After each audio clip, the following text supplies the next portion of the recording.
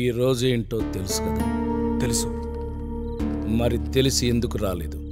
అది ఎందుకంటే అడ్డమైన సాకులు చెప్పకు. నీ చెల్లి ఆఖరి కార్యక్రమం కన్నా ముఖ్యమైన విషయం నీకు ఏముందో చెప్పు. నాన్న, నా దృష్టిలో ఇది సిరికి సంబంధించిన చివరి కార్యక్రమం కాదు. అన్నం తినమ్మా అంటే అన్నయ్య తిన్నాకే అనేది, బట్టలు కొనుక్కోమ్మా అంటే అన్నయ్య కొన్నాకే అనేది, ఒక్కరినే చదివించగలను అనంటే తను చదువు మానేసింది, ఇంటికి మరో సంపాదన కావాలి అంటే తను అడుగు బయటికి పెట్టింది. నిన్ను 5 ఏళ్ళు అమ్మ పెంచితే 20 ఏళ్ళు సిరి అమ్మలాగా పెంచింది. అలాంటి చెల్లి అర్ధంతరంగా చనిపోతే నువ్వు ఒక్క కన్నీటి పొట్టు కార్చలేదు, నీ బేవర్స్ పనులు ఆపలేదు. ఆఖరికి ఈ రోజు కూడా నువ్వు రాలేదు అని అంటే ఇంకా నువ్వు ఇంట్లో ఉండాల్సిన అవసరం లేదు. పోరా నాన్న, నేను చెప్పాను.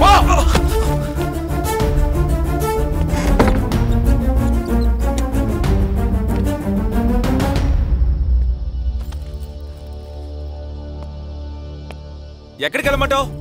చేతిలో జాబ్ లేదు, బిజినెస్ చేసేంత తెలివి లేదు, జేబులో 100 రూపాయల నోటు లేదు. పోనీ ఫ్రెండ్స్ అడుగుదామంటే వాళ్ళకంత సీన్ లేదు. ఇంటికి దగ్గరలో బార్లు కూడా లేవు.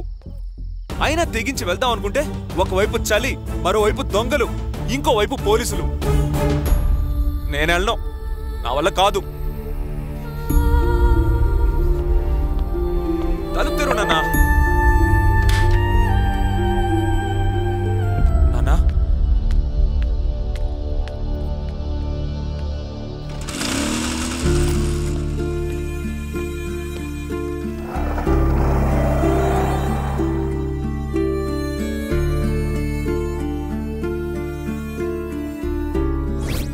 గారి క్లాసులు రోజు రోజుకి ఎక్కువైపోతున్నాయి సరే.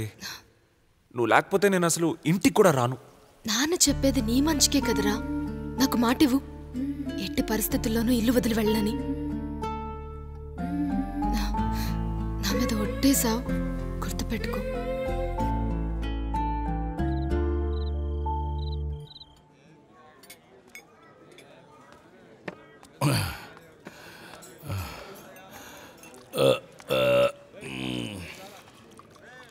ఒరేయ్, అలా తాగితే లివర్ పాడైపోద్దిరా. ప్రాణమే పోయింది, ఏదో లివర్దే ఉందరా. ఒరేయ్, మళ్ళీ నిన్ను ఇలా బార్లో చూస్తాను అనుకోలేదురా. నేను వస్తాను అనుకోలేదు. సిరి విషయంలో దేవుడు నీకు అన్యాయం చేశాడురా. సిరిపోయాక 25 ఏళ్ల క్రితం వదిలేసిన మందే ఇప్పుడు నాకు మందయిందిరా. జీవితంలో కష్టం అంటే ప్రాణం పోవడం కాదురా, ప్రాణానికి ప్రాణం అనుకున్న వాళ్ళు దూరం అయిపోవడం. నరకం అంటే దానికి మనం కారణం కావడం. ఇప్పుడు ఆ నరకమే నేను అనుభవిస్తున్నాను రా గిరి. నిన్ను ఇలా చూస్తుంటే భయం వేస్తుందిరా. బ్రతుకంటే ఆశ లేని వాడిని చావు భయపెట్టలేదురా. సిరిపోయాక చావు అంటేనే నాకు అసహ్యం వేస్తుంది. భగవంతుడా, ఇలాంటి కష్టం ఎవరికి రాకూడదు.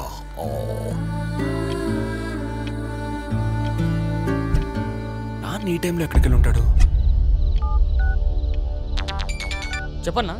రే గంగా, నాన్న షాప్కి వచ్చాడా? నాన్న షాప్కి రాలేదన్నా. చెప్పరా మామ.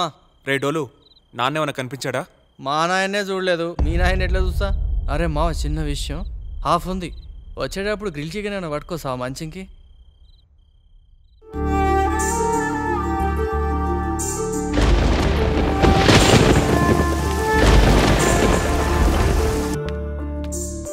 నాన్న, నాన్న లే నాన్న, నాన్న.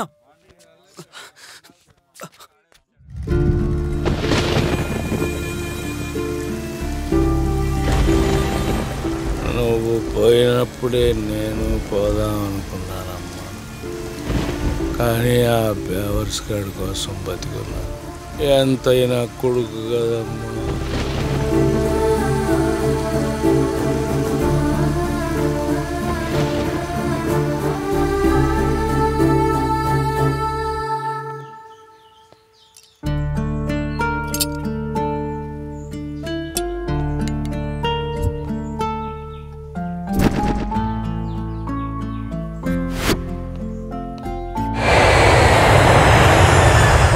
దుబాయ్లో మన బిజినెస్ ఎలా ఉంది డాడీ? అబ్సల్యూట్లీ కూల్ రా.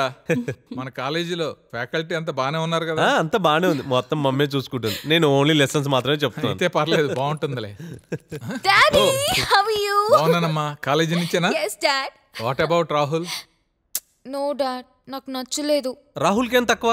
ఇది తక్కువ ఎక్కువ అనే విషయం కాదన్నయ్య. It's a matter of love and affection. చూడు, నీకు నచ్చినా నచ్చకపోయినా రాహులే ఇంటి అల్లుడు. లైఫ్ పర్ఫెక్ట్ గా ఉండాలని తను అనుకుంటున్నాడు, బ్యూటిఫుల్ గా ఉండాలని నేను అనుకుంటున్నాను. రాహుల్తో నీ లైఫ్ కంఫర్ట్ గా ఉంటుందని ఎన్నిసార్లు చెప్పినా నీకు అర్థం కాదా? నాకు కంఫర్టబుల్ లైఫ్ వద్దన్నయ్య, హ్యాపీ లైఫ్ కావాలి. లైఫ్ లో మనం అనుకున్నట్టు ఏది జరగదు ఆరాధ్య. కొన్ని విషయాల్లో కాంప్రమైజ్ కావాలి. ఏయ్, కాఫీ ఎవడరా పెట్టింది? Idiot.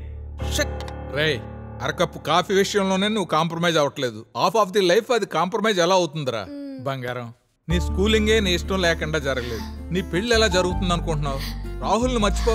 Thank you daddy, thank you so much. Decision తనకు వదిలేసి మీరు చాలా తప్పు చేస్తున్నారు డాడ్. అజయ్, వేసుకునే డ్రెస్సు, చదివే స్కూలు, తీసుకునే కోర్సు, ఇలా అన్ని విషయాల్లో పిల్లల డెసిషన్స్ అడిగే పేరెంట్స్ ఒక పెళ్లి విషయంలో మాత్రం ఎందుకు అడగకూడదు? లైఫ్ ఎవరిదో డెసిషన్ వాళ్ళదే అవ్వాలి. రాహుల్ చాలా పద్ధతి అయినోడు డాడ్. రే, పద్ధతి అయినోడు అంటే 10 మంది అమ్మాయిల వెంట పడినోడు కదరా. 10 మంది అమ్మాయిల వెంట పడినా పట్టించుకోనోడు. ఆరాధ్య అలాంటి లవ్ చేసి ఉంటుంది. ఆరాధ్య వెంట ఎవడు పడుతున్నాడు మీకు తెలుసా? తెలుసు. ఎలా? ఒరే, నేను జస్ట్ ఫ్యామిలీని వదిలేళ్ళానంతే, వదిలేసి కాదు. ఆ ఫ్లెక్సీలు ప్రింట్ చేసే వాళ్ళతో ఎలా? ఒరే, సత్యమూర్తి కాలం కలిసి రాక పైకి రాలేదు గాని చేతకాక కాదు, సమర్థత లేక కాదు. నిజంగా ఆ కుర్రాన్ని ఆరాధ్య ఇష్టపడితే నాకేం అభ్యంతరం లేదు. పెళ్లి విషయంలో ఆరాధ్యదే ఫైనల్ డెసిషన్.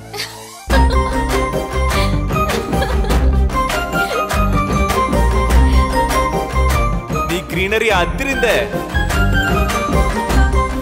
నేను ఎవరిని పెళ్లి చేసుకున్నా హ్యాపీగా ఉంటా, ఎందుకంటే నాకు ఇంకో రకంగా ఉండడం రాదు. కానీ నువ్వు నన్ను తప్ప ఎవరిని పెళ్లి చేసుకున్నా హ్యాపీగా ఉండలేవు, ఎందుకంటే నీలాంటి దాన్ని నాలాంటి చెత్తగాడే భరించగలడు.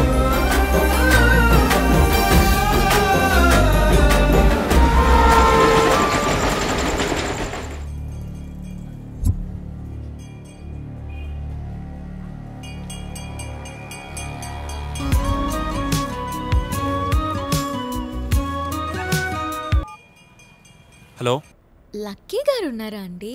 ఉన్నాడు, చెప్పండి. ఏం చేస్తున్నారండి? సిగరెట్ కాలుస్తున్నా.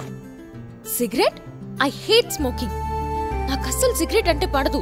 నాకు కూడా, అందుకే కాల్చి పడేస్తున్నా. ఇంకేంటి విషయాలు? రేపటి నుంచి ఇన్స్టిట్యూట్ కి రావడం కూడా మానేస్తున్నా. అయ్యో, ఎందుకండి? మగపిల్లలు ఇంతకంటే ఎక్కువ చదువుకోవడం బాగోదని మా నాన్నగారు మానిపిస్తున్నారులే. మీరు చాలా కామెడీగా మాట్లాడుతున్నారండి. ఎదుటోడి కర్మ కాలిపోవడం ఎవరికైనా కామెడీయే. పేవస్ కడు బ్యాడ్ మూడ్ లో ఉన్నట్టున్నాడు.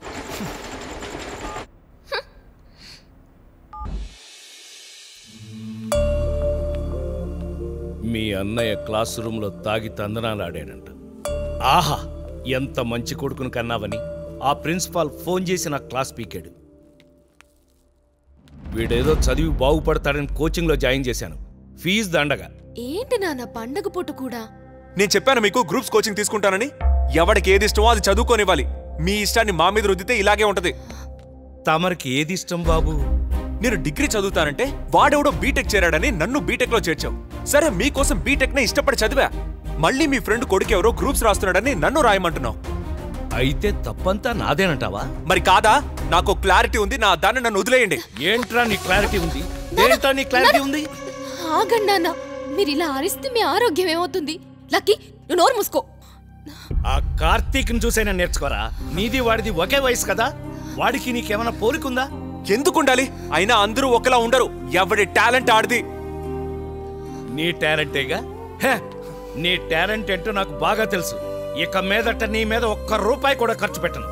చదువు మానేసి వెళ్ళి షాప్ లో కూర్చో. నువ్వు నా మీదేం ఖర్చు పెట్టక్కర్లా. నా చదువేదో నేను చదువుకుంటా. సిరి, నా మాటకు విలువ ఇవ్వని వాడితో నేనిక మాట్లాడలేను. కన్న పాపానికి అన్నం కావాలంటే పెడతాను. నాన్నా, నువ్వు నా మీద చాలా ఎక్స్పెక్టేషన్స్ పెట్టుకుంటున్నావు. దానివల్ల ఏదో మిస్ అయ్యానని ఫీల్ అవుతున్నావు. నన్ను నాలా చూడు నాన్నా, నేను నీకు నచ్చుతా.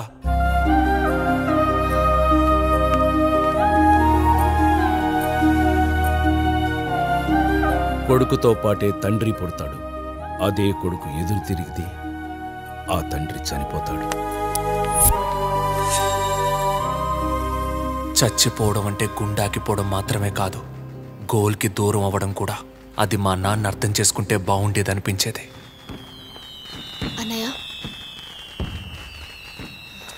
నాన్నతో ఎందుకురా గొడవ? ఆయన చెప్పినట్టు వినొచ్చు కదా. నేను వినేట ఆయన చెప్పొచ్చు కదా. ఇలా అయితే రేపు నేను వెళ్ళిపోయాక ఎలా కలుసుంటారు? అప్పుడు ఆలోచిద్దాంలే. నువ్వేంటి డల్గా ఉన్నావు? నిన్నందరూ బేవర్స్ అనటం నాకు నచ్చట్లేదు. నచ్చట్లేదంటే అదేమన్నా తిట్టా? వర్డ్ బాగుందని లైట్ తీసుకున్నాను. మీనింగ్ గురించి నేను ఎప్పుడూ పట్టించుకోవాలా. అసలు నీ గోల్ ఏంట్రా? నిన్ను సంతోషంగా చూడటమే నా గోల్ రా, అంతే. నీ గోల్ ఏంటో నాకు తెలుసురా. మరి నా గోల్ ఏంటో చెప్పనా?